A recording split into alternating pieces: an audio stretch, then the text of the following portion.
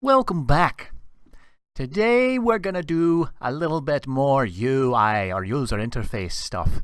Now, what we want to do is take our lovely little example scene here that we have with the horizontal and vertical sliders and our buttons and our input text box and our label. Something's missing here, and I'll tell you what it is right now is what we're going to do. We need a checkbox of some sort, now don't we? So we're going to do that today. Now, let's go on and get started on that. So we'll go over here to UI and we'll create a new file and we'll call it, we'll just call it checkbox.lua.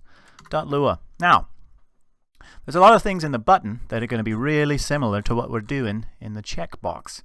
I'm going to copy all of these requires, including this class declaration, and we'll put it over here in the checkbox, and I'm going to change this one.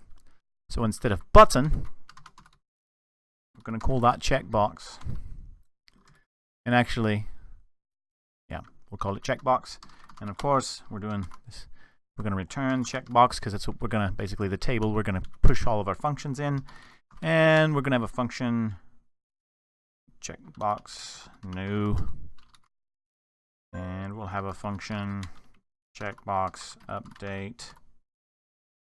And we'll have a function checkbox draw. We'll have at least these. Let's check here. And there's going to be a lot of things here that are in the button that we're going to be utilizing. Really, I could have copied most all of this class and we could have just modified it, but we're gonna just run like this. We'll copy pieces and parts. For our checkbox, we're going to want the same stuff here, I think. An XY position, a width, and a height, and then the text that's going to be to the left or to the right of our box. I think for the beginning part of our box, we'll start with the checkbox on the left side, and the text will be on the right. And you know, if we decide, we can come back and change that, make it editable if we want. So with that, we're going to just take all of this stuff, as that is going to be what we'll want that. All the position and the width and the height and the text, we're going to want that.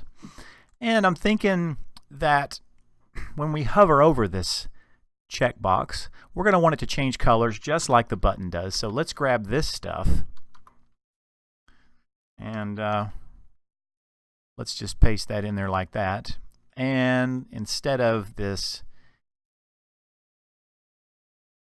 reddish color, let's start with a gray.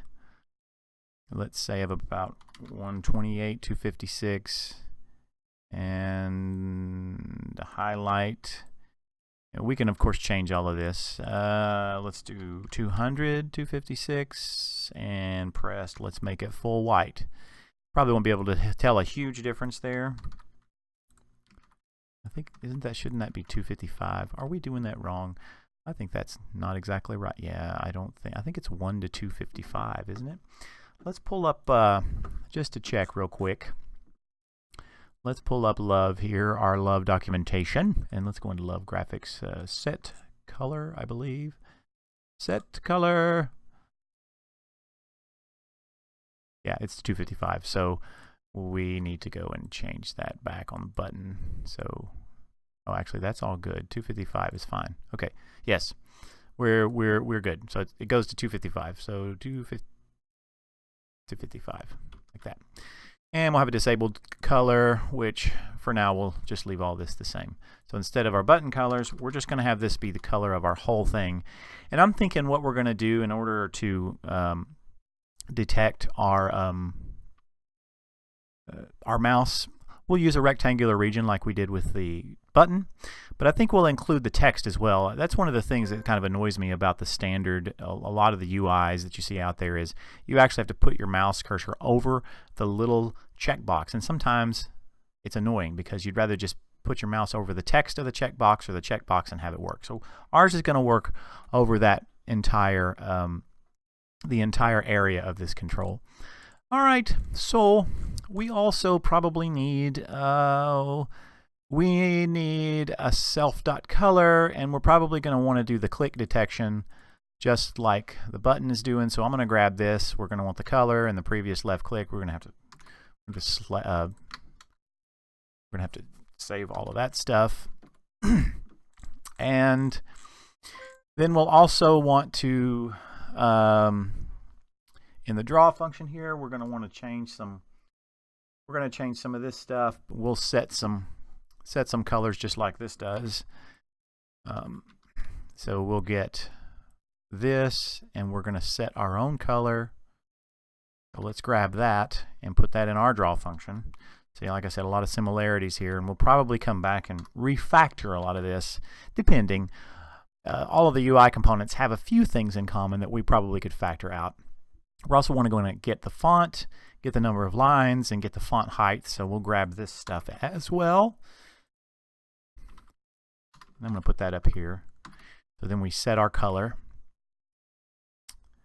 And then we're going to want to set our color back to what it was before. And within here, we're going to want to, let's do a love.rectangle. Oh no, I'm sorry, it's love.graphics.rectangle. And by the way, let me take this moment to say that I've improved the Love2D extension for Visual Studio, and it now has this nice documentation. And also now when you just type, like say, love.graphics, you can hit the dot and you'll get immediate IntelliSense, and then I can even hit the control space. I'll get IntelliSense for that, and I can do tab completion. Before it was just snippets, and now I'm using sort of a more of an IntelliSense approach, and that'll continue to improve as improvements are made. So anyway, let's draw a rectangle, and this rectangle, we'll say it's going to be a line, and it will start at self.position.x, self.position. So we'll draw this. The coordinates of this thing will be the upper left-hand corner of wherever this is going to be. So we're not going to put it in the center or anything like that. One of the things that I still need to do is need to have it whenever you hit a comma and you're within a set of parameters, that it continues to show you where you are and what the parameters are. But in any case, I can go back over here and add that at parenthesis again, and it'll show us what's going on here. So I want to just block out the thing right now. So that's all I'm doing right now. So this is kind of for a debug thing. So we're gonna draw a line and an X and a Y, and then a width and a height. Now let's go over here to the main menu, and we want to go ahead and get this thing in and add it as soon as we can. So let's do that right here, and we'll call it a CB, or a checkbox, and we need to include it. So then we're going to do checkbox right here, and let's put it about the same place that the slider is, which is about 100 to the left of the center, and let's just guess 200 down. X width, let's do 200, and then let's do 40 for the width, or the height, and let's say check me, and then we need to go and add it to our entity manager, and that's going to be self.checkbox, and let's see what kind of errors we get, or if we get yep, there it is. There's our little box. We need to go down a little farther. Let's go down to 250. About that. See what that does, and that'll work. So again, for the checkbox, at least initially, our coordinates will be the upper left-hand corner of the checkbox. So what we're going to want to do is we're going to want to fit a little rectangle in here along with text that initially we'll put to the right of it. Okay, so how do we figure out how big that checkbox is going to be? I think there's a couple of things that we need to do, and one is there'll be some space. There needs to be some space between the checkbox box and the text that we print. Hopefully that makes sense. I'm going to call that, what should I call it? Oh, let's call it padding. And I'm going to make that like 10 pixels. And then the other thing is, we probably need a function that says function checkbox set. Let's just say set box, and we'll say width, and we'll say height. So the checkbox will have its own width and height, but initially we'll need to set it to something. So I'm thinking let's set it to a percentage of the height. How about that? So local, let's call it box height percentage equals, let's say it's let's set it to 90% of that. So then we'll have a couple more variables here. It'll be self.cb height equals self.height times this box height percentage, and then we'll just set self.cb width equal to self.cb height. And then down here we can reset all these and say self.cb height equals, and let's do one thing. We don't want to set it larger than the height of our control, so we'll do a math.max, which is a Lua built-in library, and the max of that will be actually, I'm sorry, it'll be the minimum of the height of the actual control and the height that we push into it. And we'll do the same thing for the width, and it will be the minimum of the width that we set for the whole control and the width that we want for our box. And we can also do this. Let's do this too. If we don't put in height, we'll say height equals height or width. So basically you can put in, if I did that correctly, I believe I did, you can put in a width and a height, or you can just put it in a width and then it'll be a square. So you can make it a rectangle, you can make it a square, whatever you want to make it. So with that, let's set about drawing the actual rectangle for our little box that we're going to have checked. So I'm going to comment that out. And actually, I want to comment that out. We may use that for some more debugging, but we're going to want to do this, and our position will be the same, but now our width is going to be that checkbox width. So it's going to be CB width and then CB height. CB height. And something else which I don't currently have in the IntelliSense, I'm going to have to go and check on that, but there's also a actually just use this. There's also a radius. If you remember, I've looked at this before, we've done this before. In the rectangle, there's a couple of different ways you can call this function, and one is this, which is what we've used, and we've also used this. I believe the button uses this as well, as this X and Y axis radius of each corner.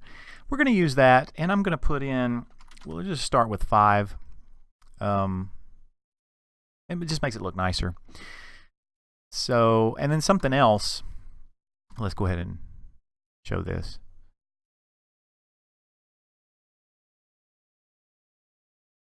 So it's checkbox Lua 47. Must be, oh look, that, there we go. Sorry about that. So it's kind of thin as far as the line width. So let's do, there is a, well, I'll just do this. There is a love.graphics.set line width, and we can set it to something. And my suggestion is that we kind of have some of this stuff like padding and the percentage like we're doing here. Let's just put these up at the top so that we can change these whenever we want, and then we don't have to have these weird variables and whatnot everywhere. Something else we're going to need to do is we're going to need to get the line width so that we can set it back to whatever it was. So I'm going to do that, and that'll be love.graphics.get get line width. And then after we do all this stuff, we'll do love.graphics.set line width, not join line width, and we'll set it back to what it was before. Now, let's check in and see what we have. So we're setting the line width to 4. You see how much bigger that is. And again, that makes it nice because we can change it to whatever we want for whatever purpose we so desire in whatever game or whatever we're doing. Now, let's see about making the box, the actual check in the box. And for this one, I think what I'm going to do is I'm just going to put another rectangle, a filled rectangle inside of that. We could actually go and do some lines and draw an X. We can do that too. We could totally do that. But I think for now, I'm going to just copy this line code. I'll make it a fill. And let's do the following. Now, if we do this, then it's just going to be a filled thing, and you're not going to even be able to tell that it's like a checkbox. Normally the checkboxes don't, well, I mean, I guess they could look like that. But I think I want to make mine a little bit different.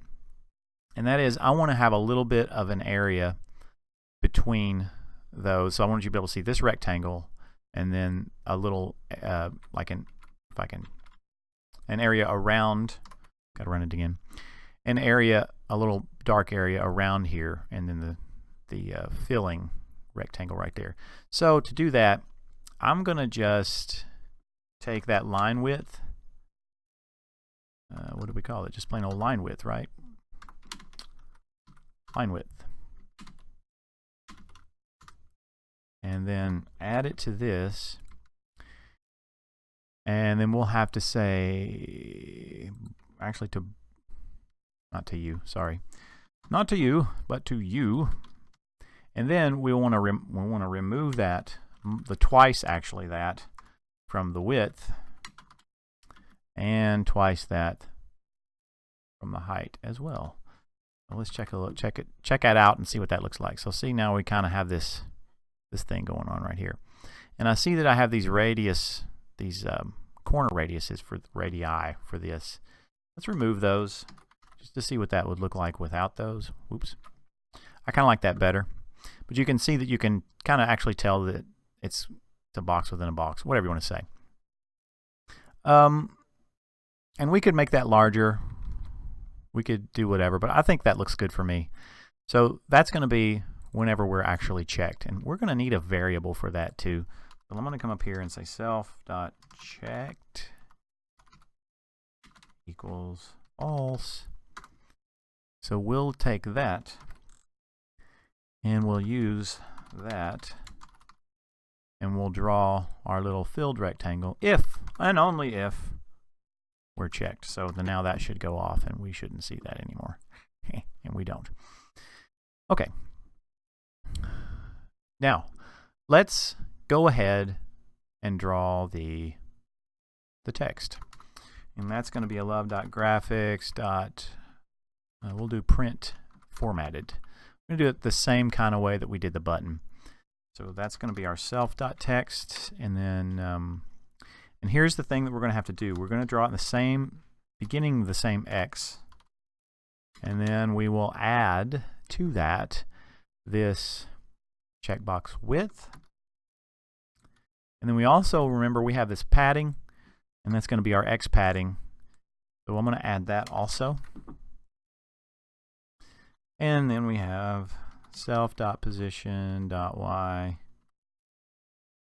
And let's see, what else is in the graphics print? Let's go and look.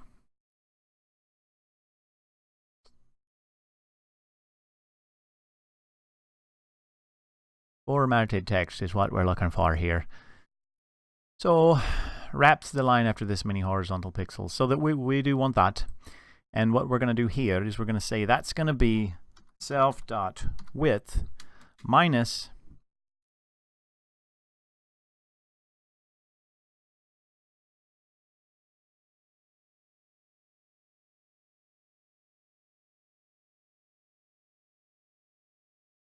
let's see here. I'm thinking about this.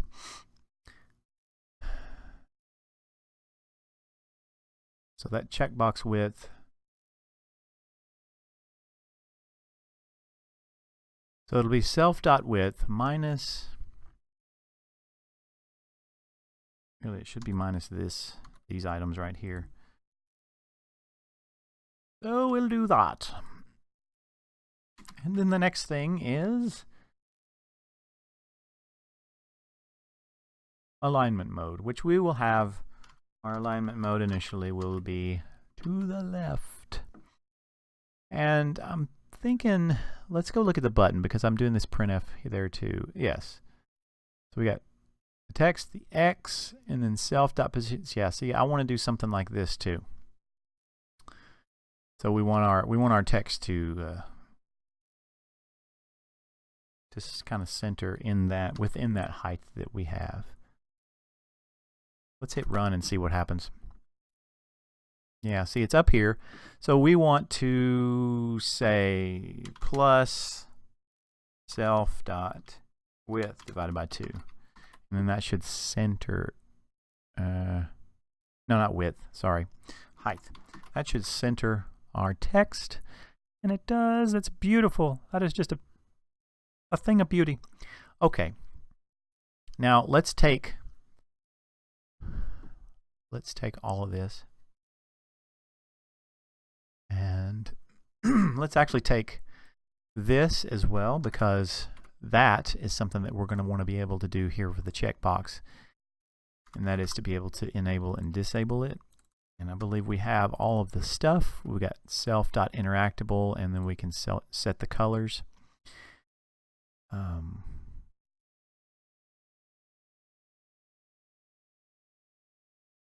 then we'll do the following. Not sure, that kind of is looking like it might be a bug here. I'm not sure why you wouldn't set the color to normal right there, except, oh, it does it here. Never mind. Okay, so that looks good to me. Let's grab this too, and we will modify it to do what we want it to do. Okay, so we do want to make sure that if we're not interactable, we don't come in here. We're grabbing the mouse position. We're looking to see if the mouse is down, the left button. And instead of mouse inbounds, let's use our utility. This mouse is in the rectangular region. And I'm going to stick this up here and comment this out just so that we can see what we're doing here. So that's going to be a call to you, mouse in rect. That's an MX, MY, and then the upper left corner, which is self.x, self.position.x, self.position.y, and then we'll have this again, but we'll have plus self.width and self.height. So we're going to use that whole rectangle to determine if we're in those bounds. Now, here is where we determine if we're in the bounds and we have not pressed down the left click mouse button.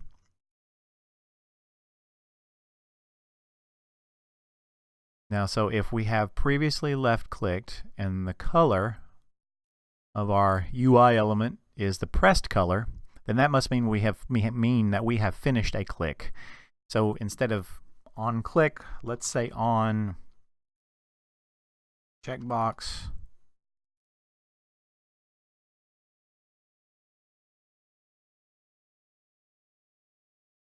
I'll just say on checkbox clicked, and then we'll put, we also have to say self.checked equals not self.checked. So self, and then let's also send it the new Boolean flag, whether or not it's checked. So now we're actually sending out an event when this little guy's clicked. Self.color is highlighted, and then if we're in the bounds and we have left click down and we're not, didn't previously left click, then the color is the pressed color. Otherwise, if we're not in bounds, then it's the normal color. And then we save that previous click. So basically, the previous click is letting us determine, did we click it this frame or not? Let's run this and see what happens. So, yep, look, see, if I mouse over it and look, that's Is it really that big? I don't think it's that big. This is a great opportunity. To uncomment this, because that draws our full rectangle, and just see if our, and that doesn't work exactly correctly. But let's see if it clicked. Yep.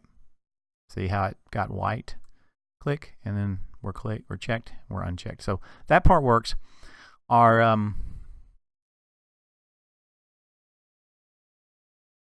yeah.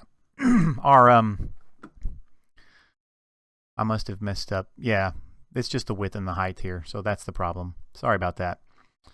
The width and the height. That makes it a lot easier anyway. So now this is going to work quick. So when we get inside of this, let me just check it. See, it's all good. Great. So I'm going to comment this out again.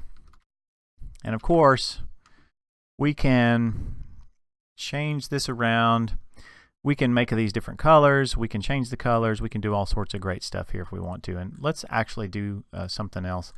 Let's do this. Let's grab this. Oops.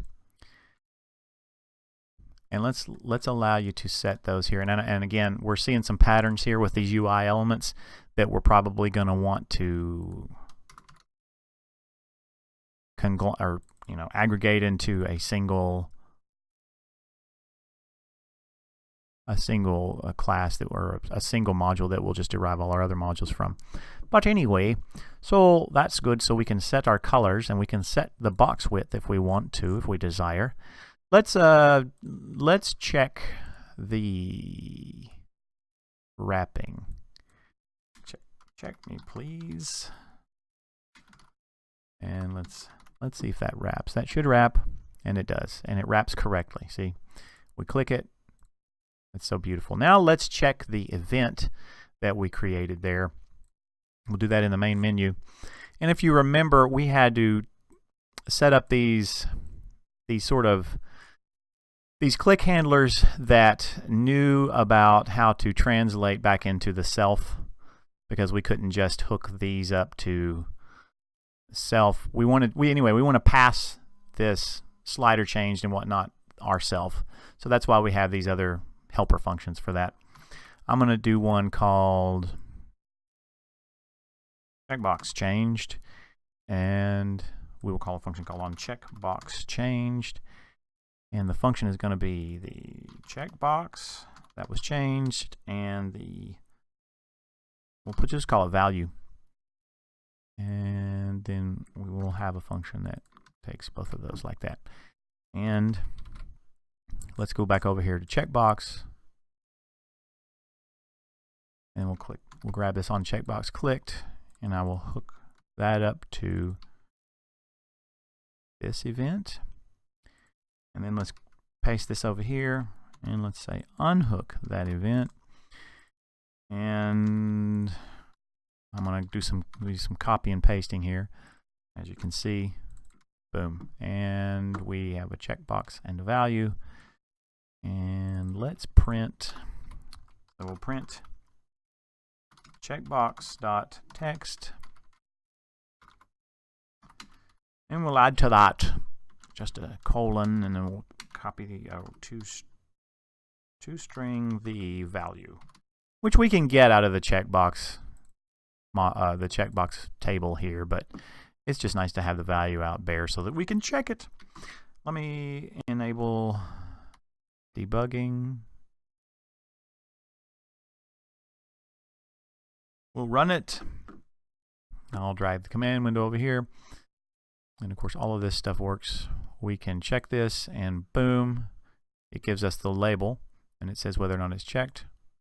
So that's fantastic. That's wonderful. One of the things that we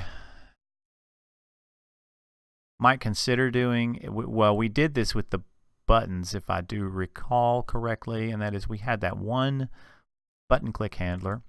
And we basically just said, hey, if the slider ID is this or this, not slider ID, the button text was this or this, then we do certain things. We could do the same thing with a checkbox. So let's see. Let's change this checkbox text to something like enable music. All right. And in a sense, that could become what we check for whenever because we can just, any checkbox we create, we can have it on this checkbox changed. And then we can say if checkbox.text equals enable music, then we do whatever. What might be nice, I don't know, I'm just thinking in terms of checkboxes. Actually, no. I was going to say we could change, what happens when you change the text of a checkbox? Well, I don't know that you really need to do that. So I think for now we're just going to have that. We're going to make that sort of like the ID, sort of like we did with the slider. We just have an ID for it. We could add that later, and then you could check on the ID here. That way the ID wouldn't change, but then you could change the text as needed. Hey, that's kind of weird. Did I put a... See how it's... Let's check this. It looks a little bit odd to me. That should be up more. So let's see what's going on here. Let me turn on... Is it outside of the...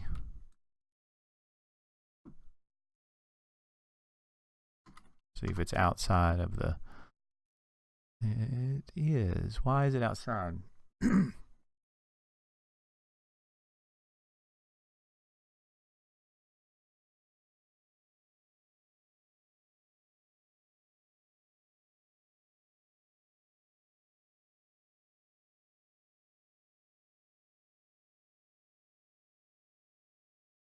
wonder how many lines it's... Should be a couple of lines, right? Because I didn't do anything. No, that should be just a couple of lines, but it's...